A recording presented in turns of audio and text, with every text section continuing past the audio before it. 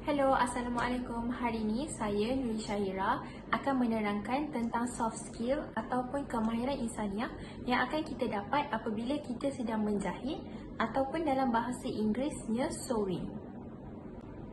Terdapat dua kemahiran insaniah atau lebih dikenali sebagai soft skill yang dapat kita terapkan apabila kita sedang menjahit. Yang pertama ialah creativity dan yang kedua ialah stress management ataupun cara kita menguruskan tekanan. Soft skill yang pertama yang dapat kita terapkan apabila sedang menjahit ialah dari segi creativity.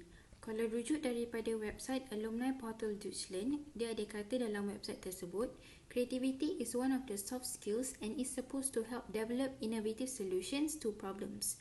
It requires an openness to innovation and mental flexibility. In many sectors, creativity techniques are as seen as a means to an end and are designed to achieve better results. Jadi, maksud dia kat situ, menjahit dapat meluaskan kreativiti kita dengan mereka atau mengolah pelbagai jenis produk seperti baju, seluar dan aksesori seperti beg ataupun topi. Okay, next. Soft skill seterusnya ialah stress management. Kita semua familiar dengan perkataan stress, betul tak? So, stress ni apa? Stress is a mental reaction to our body experiences due to the demanding circumstance or event that requires immediate action and attention. Dalam website EduCBA, dia ada kata, stress management is a process that helps an individual to control stress level by practicing self-care, relaxation and also impart some techniques to handle stress when it occurs. Jadi, kesimpulannya dengan menjahit, secara tidak langsung kita dapat melegakan stres. Hi, my name is Zaina Inshira and I will continue to explain about soft skills. My point is sewing will make people more organized, patient, diligent and passionate. The next one is sewing exercises creativity and improve dexterity.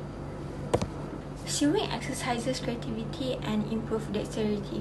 You may be surprised at how much creativity goes into sewing, especially if you are designing your own items. Sewing is a fun, relaxing task that is most therapeutic in nature. It lets you escape from the everyday stress of the world and put your thoughts and effort into creating something that will be nice, finished product. Before long, you'll find yourself stepping out of your comfort zone and making things you dare never imagine creating it before. Because your creative juice will be flowing and you will have more and more ideas. Sewing also stimulates the part of the brain that allow you to solve more complex problem and tasks with its measuring, planning and stitching required. Next is you will become more organized, more patient, diligent and passionate. Sewing require proper preparation and organization in order to go smoothly, and if you rush it or do it without much thought, you'll probably end up making a big mess out of everything. Some people don't have a lot of patience. For example, when they want something, they want it right away. For them, waiting is very unacceptable. Explaining that it's impossible for them to get the thing immediately could prove itself to be very pointless, but if they learn that from their own example, they perfectly understand that waiting is necessary sometimes. Sewing can teach people about patience in a subtle but a very effective way. Once they realize that they can sew before threading the needle, can cut fabric before marking it, can make shortcut while stitches two pieces of fabric and so on, they'll surely start to learning how to be more patient. In other words, picking up sewing as a hobby will help you improve your patience and diligence without even noticing it. Hi everyone, so welcome back to our channel. So, untuk video lepas ramai sangat DM cakap sedapnya kak, sedap dekat kak. Berapa banyak kak? Tidak apa. So, saya akan tunaikan permintaan beberapa orang yang DM saya, beberapa orang je. Okay, beberapa orang DM cakap, saya nak video DZ tapi bahan yang senang saya nak dapat. KPKP ni dapat kat mana? Orang bahan banyak ni. Lagi pun tak dikeluar ramai. So, jom kita start. Tapi sebelum tu saya nak hint kat satu bahan. Bahan kali ni menggunakan susu fresh milk. Tak kisahlah low fat ke full cream ke. Jom kita start. Okay, ni adalah bahan utama yang korang kena ada. Okay, first kali fresh milk ataupun low fat. Tapi tak kisah jenama apa, saya menggunakan Dutch Lady. Okay.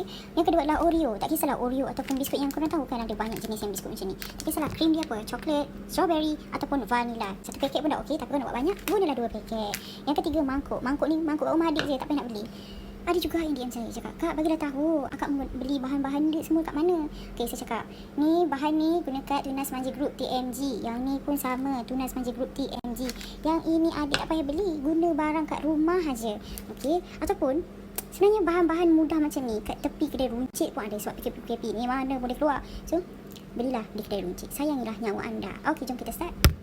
Okey, first kali untuk start kita tuang dulu sikit.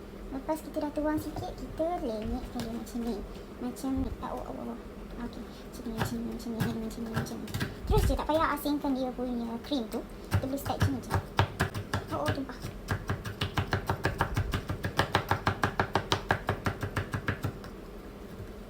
Penyek. Korang jangan stop. Penyek sampai dah dia keluar. Sampai dah betul-betul dia. Apa nama? Kita tengok dia tu macam tak ada ketul-ketul dah. Macam tu. Lepas tu Memasak ialah seni, teknologi, sains dan kraf penyediaan makanan untuk dimakan. Teknik memasak dan bahan-bahan memasak berbeza-beza di seluruh dunia. Dari memanggang makanan di atas api terbuka hinggalah menggunakan dapur elektrik, hingga ke membakar dalam pelbagai jenis ketuhar, mencerminkan trend dan tradisi alam sekitar, ekonomi dan budaya yang menarik.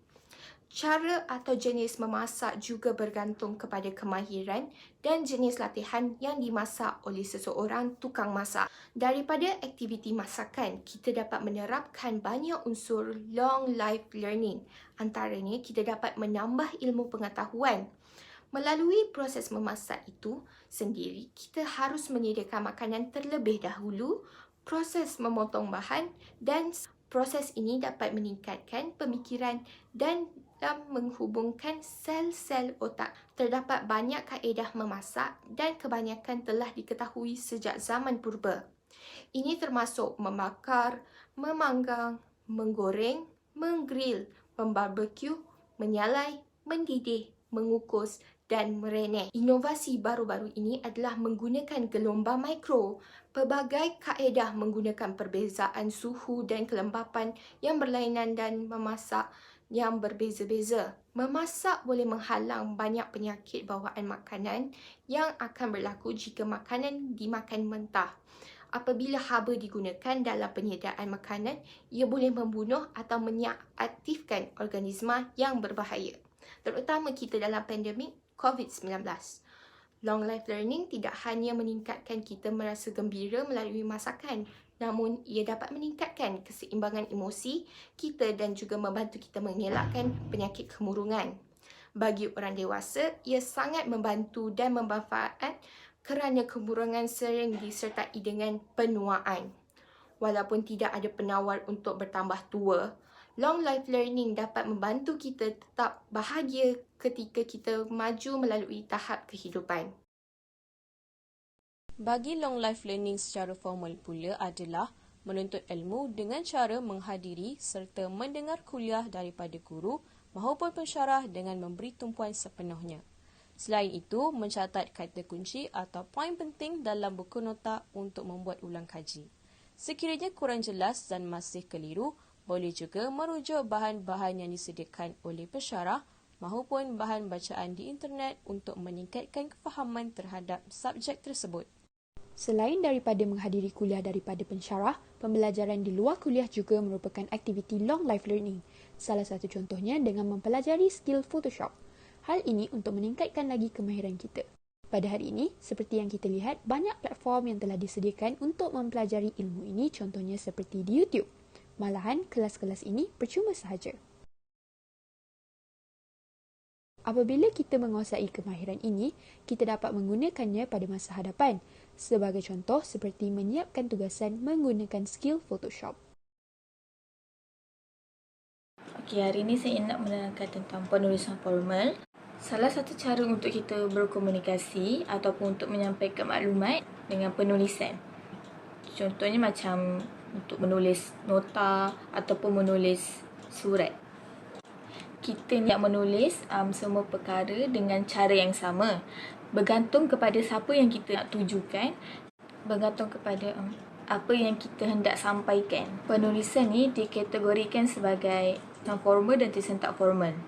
Okay, penggunaan penulisan formal ni, bila kita nak tulis surat rasmi berkaitan apa-apa kertas akademik ataupun kerja, kita tak boleh guna ayat yang singkat-singkat sebab dia tak sesuai. Kita kena guna ayat yang panjang yang lebih kompleks. Contohnya macam television disingkatkan jadi TV. So, tak boleh guna macam tu. Antara perbezaan penulisan formal dan tidak formal ni, formal ni kita kena gunakan ayat yang lebih panjang dan kompleks. Manakala tidak formal ni kena guna ayat yang pendek-pendek, perkataan yang pendek-pendek. Senang cakap, yang tidak formal ni ayat yang mudah kita fahami, yang kita aplikasikan dalam kehidupan harian.